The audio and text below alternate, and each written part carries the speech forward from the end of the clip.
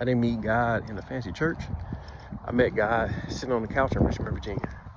All right, I just retired from the service. I didn't know what I was gonna do in life. I didn't know where I was gonna work, where I was gonna live. All right, these big major decisions. And I was kind of like, stressing about them a little bit because it's serious stuff. And then I heard a voice, say to me, well, why don't you cast your worries to me, your burdens and things like that. I'm paraphrasing here. And so I was like, all right.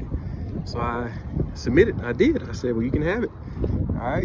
And when I gave those burdens and those anxieties to God, like I felt like a weight lifted off my shoulders. And I was like, man, so you mean to tell me all this time in my life, I've been out here worried about stuff, stressing, when I could have been talking to God and letting God guide me through. I said, man, Lord have mercy. But anyhow, I say that to say is that the Lord will strengthen you and he will make a way.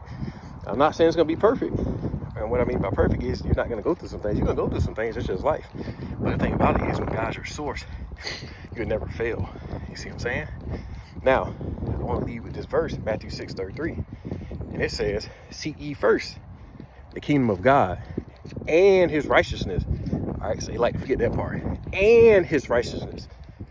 And all these things will be added to you. So God knows what you need. But you got to seek him first. So God, he knocked on the door, right? I answered, and he told me what to do. I said, all right, Lord. And I followed him.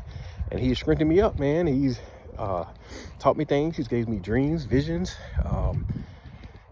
made me a better man.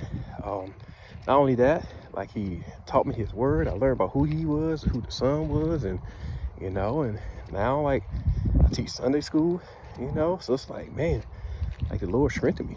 He gave me what I needed, but that's not the end of it. He's still working in my life. I know there's more to come, but I give him the glory. But anyhow, family, I'll leave y'all with this, man. Y'all be blessed.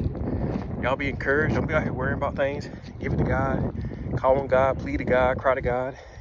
Whatever you do, just seek him and let him talk to you and tell you how to move, what his will is for you, stuff like that. All right? Y'all be blessed.